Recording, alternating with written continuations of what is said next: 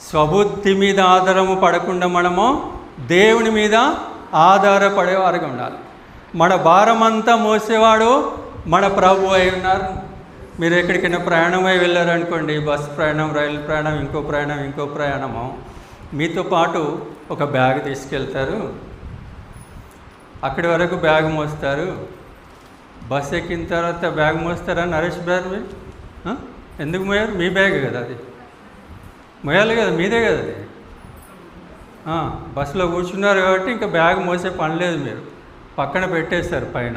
మన చేతిలో ఉన్న భారం ఏదైనా సరే త్వరగా తొలగించుకోవడానికి ప్రయత్నం చేస్తాం మన యొక్క అనుదిన జీవితంలో.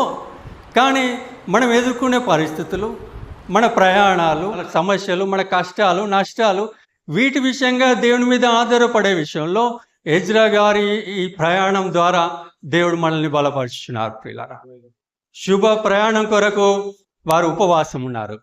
శుభ ప్రయాణం కొరకు వారు ఉపవాసం ఉన్నారు, ప్రార్థన చేశారు, దేవుని మీద ఆధారపడ్డారు, మనుషుల మీద ఆధారపడలేదు. వారి ప్రయాణం క్షేమంగా వారి గమ్యానికి చేరుకున్నారు. అదేవిధంగా మన యొక్క విశ్వాస జీవితంలో, అనుదిన జీవితంలో మన ప్రభు మనకు చాలిన దేవుడు ఉన్నారు. కావున మనమంతా కూడా మన యొక్క ప్రతి ఒక్క పరిస్థితిని ప్రభు మీద ఆధారపడిన వారిగా ఆయనకు అప్పగించినట్టయితే ఆయన మన మార్గం సరళం చేసేవారిగా ఉన్నారు, మన గమ్యాన్ని చేర్చేవాడిగా ఉన్నాడు. మీరు ఏమేమి తలంపులు కలిగి ఉంటున్నారో, మీ కుటుంబాల గురించి ఏమేమి ఆలోచనలు కలిగి ఉంటున్నారో, మీ పిల్లల భవిష్యత్తు గురించి ఏమేమి ఆలోచనలు కలిగి ఉంటున్నారో, మీ కుటుంబంలో ఉన్న పరిస్థితుల గురించి ఏమేమి ఆలోచనలు కలిగి ఉంటున్నారో, వాటన్నిటిని కూడా అది మన భారం అనుకుంటే మనం కృంగిపోతాం. దేవుని మీద భారం వేసినట్టయితే మన హృదయమో తేలికపరచబడుతుంది.